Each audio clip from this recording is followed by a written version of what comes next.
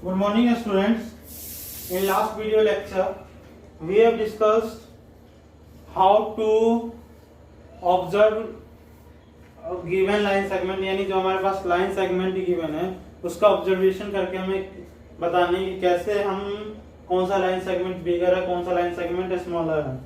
Then the first method was by observation, यानी हम लोग ऑब्जर्व करेंगे. By observing the line segment we will tell which line segment is bigger and which line segment is smaller. Second one was by use of tracing paper. In second method, what we will use trace paper to find whether which given line segment is smaller and which line segment is bigger. And third one is by use of ruler and divider. So the best way to measure which line segment is bigger and smaller is divider. In this case, the chances of error is very small. Now we will move forward. What are the remaining questions? We have done 3 questions from exercise number first. Now moving on question number 4. What is question number 4? C. If ABC are 3 points such that AB equals to 5 centimeter, BC equals to 3 centimeter and AC is equals to 8 centimeter, which one of them lies between the other two? C. AC equals to 5 centimeter. What? AC equals to 5 centimeter.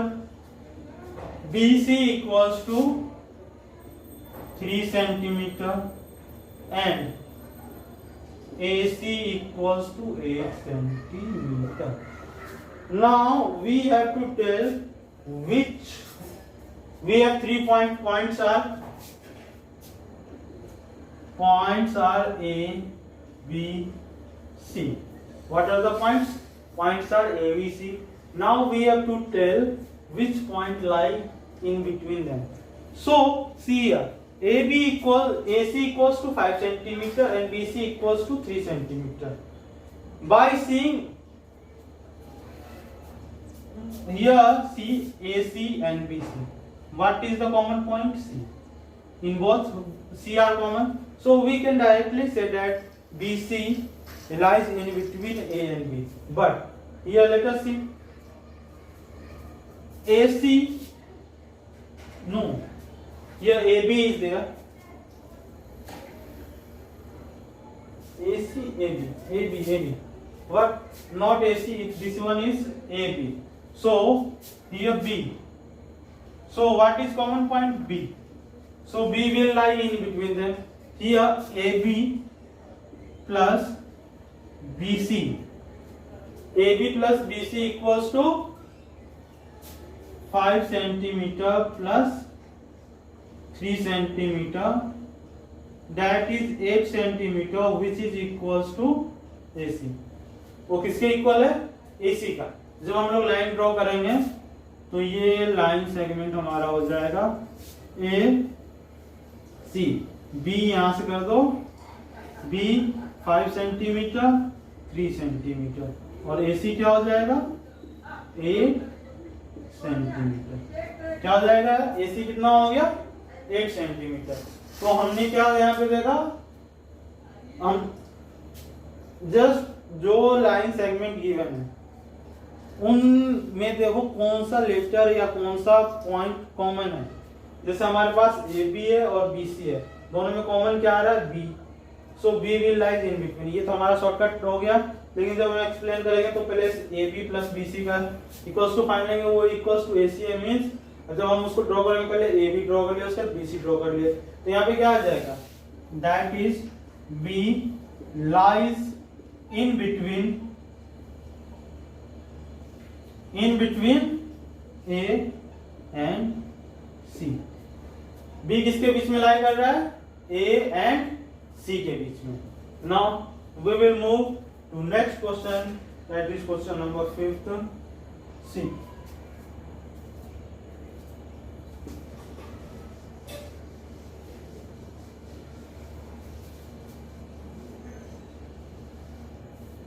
Verify D is the midpoint of AZ, the given line segment AZ. सबसे पहले हम line segment draw करते हैं, जो line segment हमारा given है।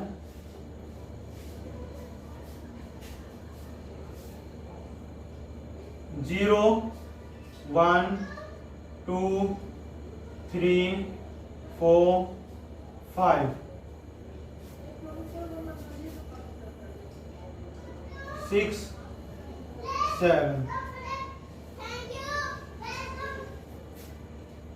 Now A, B, C, D, E, F, G. We have to verify with the given D is the midpoint of A. हमें क्या वेरीफाई करना है? Question number 5th. This is question number 5th, and we have to verify D is the midpoint of AC. D is the midpoint of AZ line segment. C, A और G. अब देखो, पहले हम AD find करेंगे। AD कितना है? अब move करो कहां से? देखो A हमारा 1 पे है और D कहां है? 4th पे। तो इसकी लेंथ 4 यूनिट नहीं होगी, इसकी लेंथ कितनी होगी? 1 से A से मूव करो, B पे मूव करोगे तो 1 step, next second step, third step, total कितने स्टेप मूव कर रहे हो? 3. So that will be 3 units. कितना हो गया? AD equals to 3D। अब AG फाइंड करो। AG कितना हो गया? 3, 4, 5, 6। और AG कितना है? AG equals to 6 unit. अब देखो AG का हाफ कितना होगा? अब मान लो AG का हाफ करते हैं 6 unit equals to 2, that is 3 units. और वो किसके बराबर हो जाएगा? वो AD के लेंथ के बराबर हो जाएगा। तो हम लोग यहाँ पे कंसीडर क्या कर सकते हैं कि AG बार upon 2 equals to AD। Means हम लोग यहाँ पे क्या वेरीफाई कर सकते हैं कि yes D is the mid point of AG, that is, क्योंकि 3 प्लस 3 यानी मिड पॉइंट मीन्स क्या होगा कि वो इक्वल पार्ट्स में, 2 इक्वल पार्ट्स में डिवाइड कर दिया। क्या कर दिया उसको? कि 2 इक्वल पार्ट्स में डिवाइड कर दिया। जो गिवन लाइन सेगमेंट में है उसको 2 बराबर भागों में बांट दिया। तो देखो A से D की लेंथ हमारी कितनी है? 3, और A से G की कितनी लेंथ है? 6। ये हो जाएगा हमारा 3 यूनिट, और ये हो गया हमारा 6 यूनिट। कितना हो गया? 6 यूनिट। तो 3 का डबल क्या होता है? 6। तो हम लोग यहाँ पे क्या वेरीफाई कर देंगे कि D is the mid point of AC। D is the mid point of AG line segment. यहाँ पे बच्चे मिस्टेक कहाँ करेंगे? हमारा बोला गया है A से, और बच्चे डिस्टेंस कहां से ले लेंगे? 0 से। यानी D 4 पे है तो डिस्टेंस हमारा कितना हो गया? 4। और क्या ले लेंगे फिर? G का 7 लिख देंगे। तो ये तो नहीं है, क्योंकि हमारा AG बोला गया है। AG मीन्स हमें स्टार्ट कहां से करना है? A से, ना कि 0 से। अगर हम 0 से स्टार्ट करते हैं उस केस में हमारा क्वेश्चन क्या हो जाएगा? रॉन्ग हो जाएगा। क्वेश्चन क्या होगा हमारा? रॉन्ग हो जाएगा। अब next, moving to next question, see what is the next question.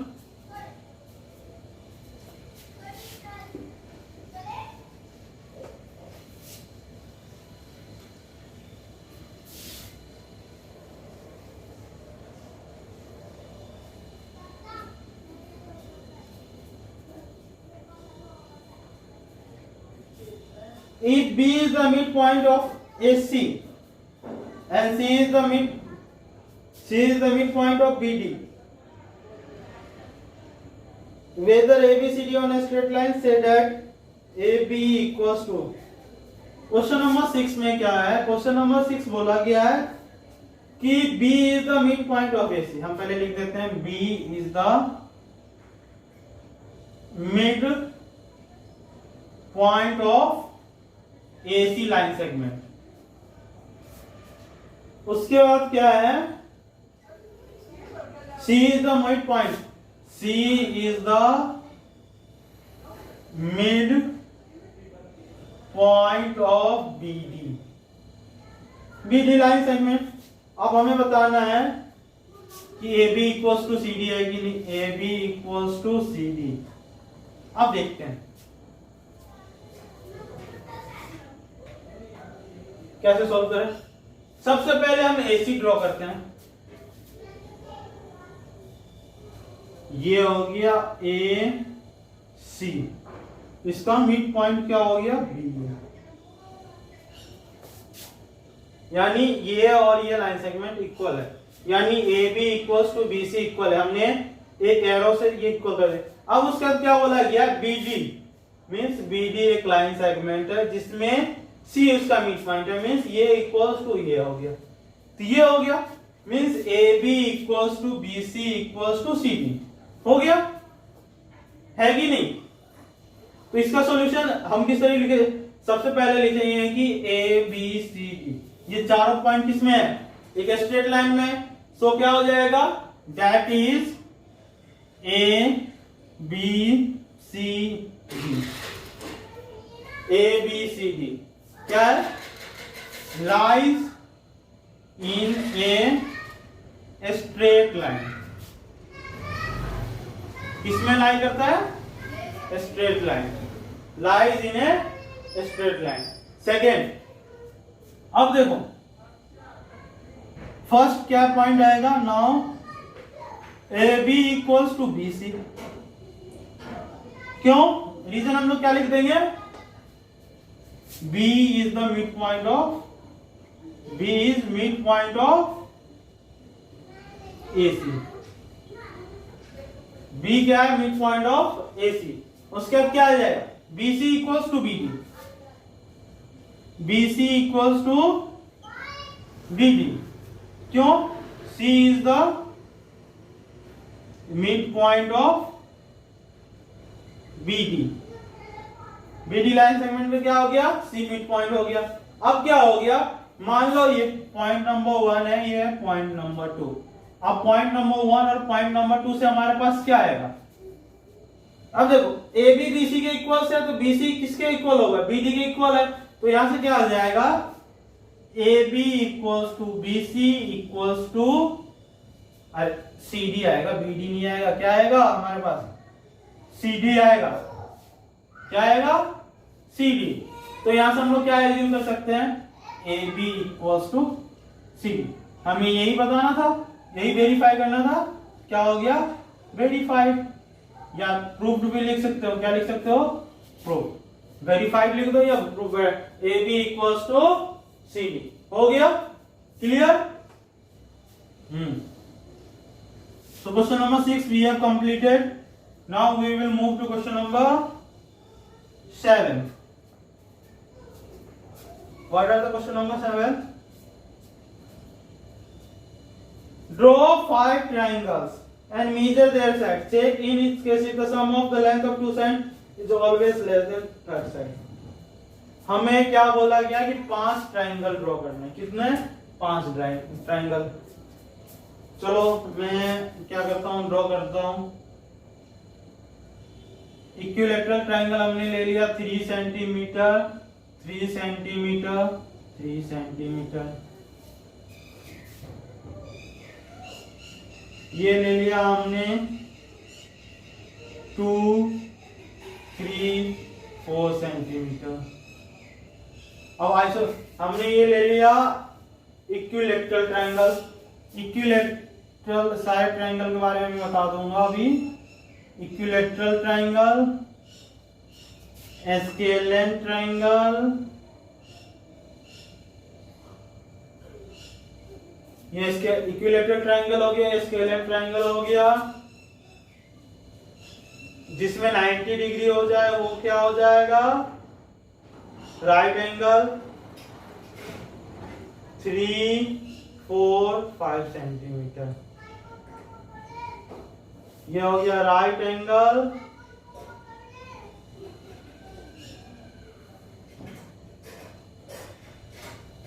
Right angle triangle, उसका हम ले लेते हैं आइसोसेलेस 3 3 4। उसके बाद ले लेते हैं एक ऑब्ट्यूज 7 2 6। अब हमें क्वेश्चन में ये बताना है कि हम ट्राइंगल का कोई भी दो साइड को अब जब हम ऐड करेंगे, हम दो साइड को जब भी हम ऐड करेंगे उसका जो सम आएगा वो तीसरे साइड से ज्यादा आएगा। अगर ये कंडीशन सेटिस्फाई नहीं होता है, मींस अगर हम सम कर रहे हैं, हम एडिशन कर रहे हैं और उसमें हमारा क्या आ जाए कि दो साइड का सम तीसरे साइड से कम आ जाए, उस केस में हमारा ट्रायंगल फॉर्मेशन नहीं होगा। जब ट्रायंगल फॉर्म करोगे क्लास 8 में तो वहां पे क्या देखोगे कि अगर दो साइड का सम, ट्रायंगल का कोई भी दो साइड ले लो, उसका सम हमेशा तीसरे साइड से कम आना चाहिए। अगर तीसरे साइड से कम नहीं आ रहा है then it is not possible to form the triangle. ये स्टेटमेंट याद रखना। स्टेटमेंट क्या है? The sum of two sides will always greater than the third side. अब देखो इसमें देखो 3 + 3 6, ये 3 से ज्यादा हो गया। 3 + 3 6, 3 से ज्यादा हो गया इस 3 से। 3 + 3 6, इस 3 से ज्यादा हो गया। अब यहां पे देखो 2 + 3 5 सेंटीमीटर, 4 से ज्यादा हो गया। 2 + 4 6 सेंटीमीटर, 3 से ज्यादा हो गया। अब 4 + 3 7 सेंटीमीटर, 2 से ज्यादा हो गया। अब यहां पे देखो 4 + 3 5 से ज्यादा है। 3 + 5 4 से ज्यादा है। 5 + 4 किससे ज्यादा हो गया? 3 से। अब देखो 3 + 3 4 से ज्यादा हो गया। 3 + 4 3 से ज्यादा हो गया। यहां पे देखो 2 + 6 7 से ज्यादा हो गया। 6 + 7 2 से ज्यादा हो गया। और 2 + 7 ये 6 से ज्यादा हो गया। तो हर ईच एंड केस में हमारा ये हो गया। Next, now we will move to next topic.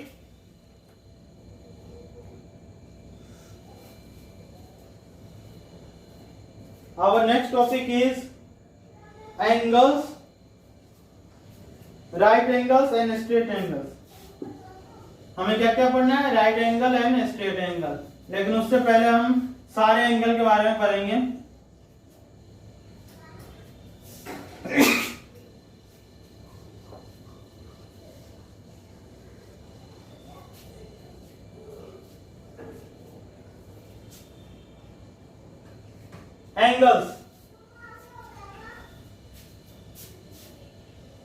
Angles, angle कैसे फॉर्म होता है? हमने बताया था जब टू रे को, जो उसका स्टार्टिंग पॉइंट है, रे का जो स्टार्टिंग पॉइंट का है उसको हम जब हम ज्वाइन कर देंगे, यानी रे हमारा क्या है? इस टाइप का रे होता है। One is ending point and one is non ending point. यानी जो एंडिंग पॉइंट है उसको हम लोग क्या बोल सकते हैं? स्टार्टिंग। यानी वहां से हमारा रे स्टार्ट हुआ है। जब हम दो रे को, जो स्टार्टिंग पॉइंट को अगर हम ज्वाइन कर देंगे तो हमारा क्या फॉर्म होगा? एंगल। क्या होगा? Form angle. और जो जहां पे रे का स्टार्टिंग पॉइंट है जो ज्वाइंट हुआ है उसको हम लोग क्या बोलते हैं? वर्टेक्स। वर्टेक्स। और इसको हम लोग क्या बोलते हैं? इसको हम लोग बोलेंगे आर्म। क्या बोलेंगे? आर्म।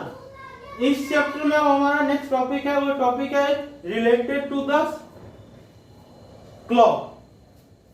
ये है। लेकिन उससे पहले हम सारे एंगल तुम्हें बताएंगे दोबारा से, कौन से एंगल होते हैं। एक्यूट एंगल है, ऑब्ट्यूज एंगल है, राइट एंगल ट्राइंगल है, क्या क्या है। देखो सबसे पहले एक्यूट एंगल, दूसरा है राइट एंगल, तीसरा ऑब्ट्यूज फोर्थ स्ट्रेट,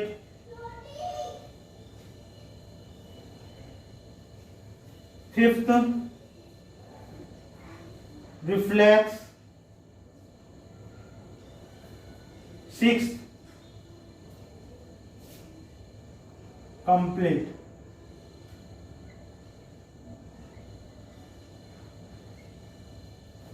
पहला एक्यूट, दूसरा राइट एंगल, तीसरा ऑब्ट्यूज, स्ट्रेट, रिफ्लेक्स, कंप्लीट। अब सबकी हमें वैल्यू भी बताना है, किसकी वैल्यू कितनी है। सबसे पहले देखो एक्यूट एंगल, एक्यूट एंगल जो होंगे उसकी वैल्यू किसके बीच में लाई करेगी, 0 और 90 के बीच में। 90 डिग्री राइट एंगल है, 89.99 क्या होगा, एक्यूट एंगल होगा, लेकिन 90 डिग्री क्या होगा, राइट एंगल होगा। एक्यूट एंगल का वैल्यू लाइज इन बिटवीन है, बिटवीन किसका, 0 to 90 डिग्री। किसके बीच में लाई करेगा, 0 to 90 डिग्री। 0 नहीं होगा और 90 डिग्री नहीं होगा, इन दोनों के बीच में जो वैल्यू होगी वो लाई करेगा, वो क्या होगा, एक्यूट एंगल। अब नेक्स्ट क्या है हमारा, राइट एंगल। राइट एंगल क्या है, राइट इस एक्यूट एंगल का हमारा फिगर किस तरीके से बनेगा, एक्यूट एंगल का फिगर इस तरीके से बनेगा, क्या होगा, इस टाइप से बनेगा। अब राइट एंगल का जो वैल्यू होती है, right angle means exact 90 degree. कितना, एग्जैक्ट 90 डिग्री, एग्जैक्ट 90 डिग्री। अब राइट एंगल का फिगर किस टाइप का होगा, राइट एंगल का फिगर किस टाइप का होगा, जो दोनों होंगे, दोनों आर्म म्यूचुअली परपेंडिकुलर होगा। क्या होगा, म्यूचुअली परपेंडिकुलर, इस टाइप का होगा। ये हो गया हमारा राइट एंगल। अब हम मूव करेंगे next, obtuse angle. Obtuse angle क्या होगा, 90 डिग्री से ज्यादा। क्या होगा, more than 90 degree but less than 180। क्या आएगा, more than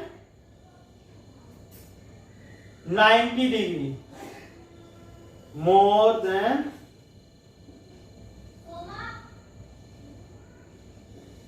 90 degree but less than 180 degree. इसकी वैल्यू, इसका फिगर किस टाइप का बनेगा, इस टाइप का। 90 डिग्री में स्ट्रेट होता है, उसके बाद इस साइड आ जाएगा एक आर्म, और ये हो जाएगा हमारा ऑब्ट्यूज। इस टाइप का फिगर मिलेगा ना, तो कौन सा एंगल होगा, ऑब्ट्यूज। अब नेक्स्ट है स्ट्रेट। स्ट्रेट एंगल किसका होगा, एग्जैक्ट वैल्यू कितना है इसका, 180 डिग्री। एग्जैक्ट वैल्यू कितना है, 180। कितना है, 180। ये हो गया। स्ट्रेट लाइन किस टाइप का होगा, ये एक लाइन सेगमेंट ड्रॉ कर दो, वो हो गया, लाइन ड्रॉ कर दो। अब reflex angle, more than 180 but less than 259। क्या होगा, more than 180 but less than 360 degree. जो 360 से कम होगा वो क्या होगा, रिफ्लेक्स एंगल। जैसे ये फिगर है, तो ये वाला एंगल जो ऊपर वाला मैंने ड्रॉ किया है एरो से, वो होगा रिफ्लेक्स एंगल। यानी जो एक्यूट एंगल है या ऑब्ट्यूज एंगल है, उसके जो आउटर पोर्शन है, अंदर द आर्म नहीं, आउटर द आर्म, वो हो जाएगा हमारा रिफ्लेक्स एंगल। क्या होगा, रिफ्लेक्स एंगल। अब हमारा लास्ट कौन सा बच गया, कंप्लीट एंगल। कंप्लीट एंगल को हम लोग 360 भी बोल देते हैं, और जीरो तो नहीं बोलेंगे, क्योंकि जीरो तो कोई एंगल हुआ ही नहीं। कंप्लीट एंगल क्या होगा, 360, लेकिन 0 डिग्री और 360 डिग्री का दोनों का फिगर सेम आएगा, यानी कंप्लीट एंगल क्या होगा, 360। ये एक पॉइंट हो गया, इसके चारों तरफ ये जो सर्कल हो गया, जो एंगल हमने एरो से इंडिकेट किया है वो क्या हो जाएगा, कंप्लीट एंगल। तो हमने एंगल के बारे में पढ़ लिया, हमारे एंगल्स कितने टाइप के, acute angle, right angle triangle, obtuse angle, straight angle, reflex angle and complete angle. उसकी मैंने वैल्यू बता दिया। एक्यूट एंगल का है values lies in between 0 to 90, right angle का एग्जैक्ट 90 डिग्री, ऑब्ट्यूज का more than 90 but less than 180, straight का exact value 180 है, रिफ्लेक्स का more than 80 but less than 360 और कंप्लीट एंगल 360। मान लो तुमसे क्वेश्चन पूछ दिया गया, find the reflex value of 360, जो 60 डिग्री एंगल है, find the reflex angle of 60। Question क्या है, find the reflex angle of 60 degree. तो रिफ्लेक्स एंगल हम कैसे फाइंड करते हैं, रिफ्लेक्स एंगल फाइंड करने का एक सिंपल सा फॉर्मूला है, क्या कर दो, 360 माइनस गिवन एंगल, जो तुम्हारा गिवन एंगल है वो माइनस कर दो, 360 माइनस गिवन एंगल। अब यहाँ पे क्या है, 360 माइनस 60 कितना आ गया, 300। So 300 will be the reflex angle of 60 degree. Thank you. Have a nice day.